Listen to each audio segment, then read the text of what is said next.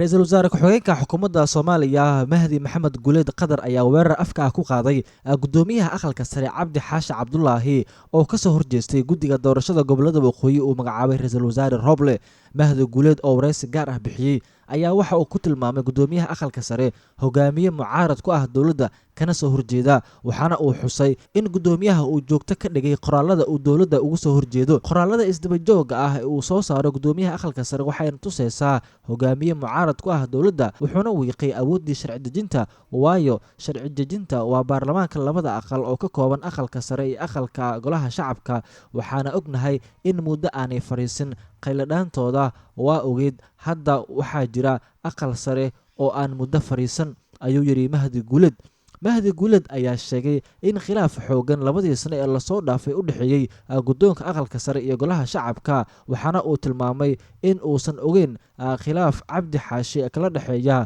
madaxweyne Farmaajo. Ra'iisul Wasaare ku-xigeenka Soomaaliya ayaa aad ugu dhow madaxweyne Farmaajo oo si weyn u taageersan dib u doorashadiisa, waxaana uu ka shaqeeyey in uu soo xulo xubnaha guddiga doorashada dowladda federaalka ee ka imaanaya dhanka gobolada waqooyi, kuwa oo la tilmaamay inay yihiin shaqaalo ka tirsan filla Soomaaliya. Waxaana la sheegay in Mahdi Guleed uu wax badan ka og yahay siyaasadda Farmaajo ee uu doonayo in uu mar kale dalka dib u xukumo 4 sano ee soo socota marka hadda madaxweynaadkiisa ay dhammaato 2021. Waxaana Cabdi Xaashi uu isagu sheegay in uu ilaalinayo sareynta sharciga, islamarkaana uu ka soo horjeedo boob iyo weliba sidoo kale ku shubasho siyaasadeed.